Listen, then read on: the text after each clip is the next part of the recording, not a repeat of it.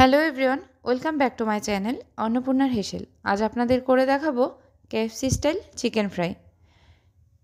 এখানে আমি চিকেন ব্রেস্টটাকে ফিলে করে নিয়েছি। এবার একটি ছুরির সাহায্যে একটু গেছে নিচ্ছি যেন ম্যারিনেশনটা খুব ভালো করে ভেতরে ঢুকে যায়। সবগুলো চিকেন ফিলে আমি রেডি করে নিয়েছি।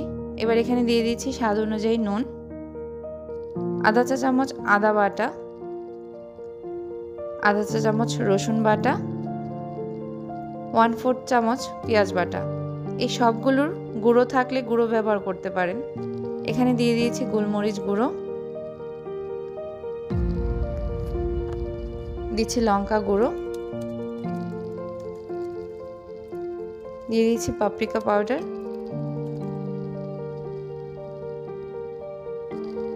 সয়া সস,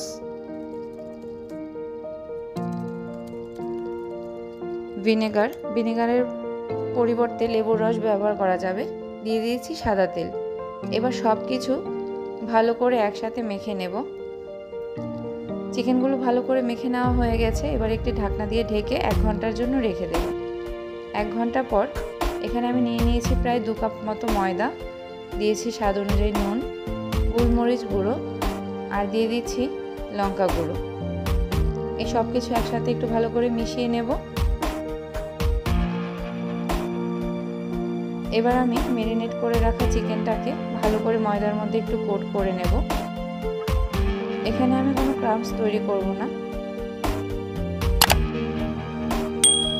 এবার কোট করে নেওয়া চিকেন ফিলেটাকে বরফ জলে একটু ডুবিয়ে নেব। আবারও আমি ময়দার মধ্যে দিয়ে দিচ্ছি। এবার ভালো করে ময়দা দিয়ে চিকেনটাকে চেপে চেপে ক্লকওয়াইজ একটু ঘুরিয়ে ঘুরিয়ে ময়দা দেব আর একটু ঘুরিয়ে ঘুরিয়ে চেপে নেব। এবার একটু ভালো করে ঝেড়ে নিতে হবে, তাহলে বেশ ভালো করেই দেখা যাচ্ছে এখানে ক্রাম্বসগুলো তৈরি হয়েছে। এইভাবে আমি পিসগুলো তৈরি করে নেব।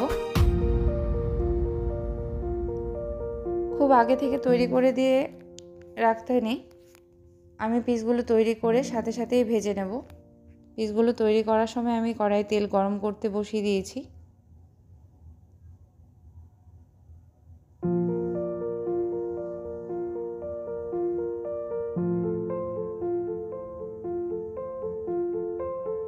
একইভাবে আমি বাকি পিসগুলো চিকেনের এইভাবেই তৈরি করে নিচ্ছি।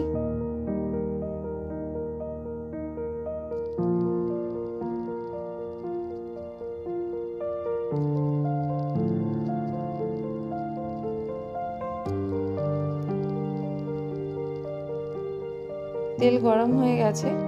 মিডিয়াম টু হাই হিটে এবার চিকেনগুলো আমি ফ্রাই করে নেব।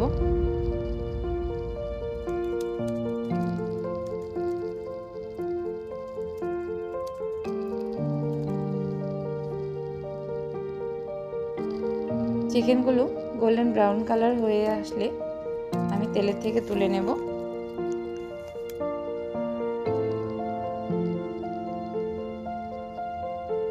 এইভাবে সবগুলো চিকেন আমি ফ্রাই করে নিয়েছি।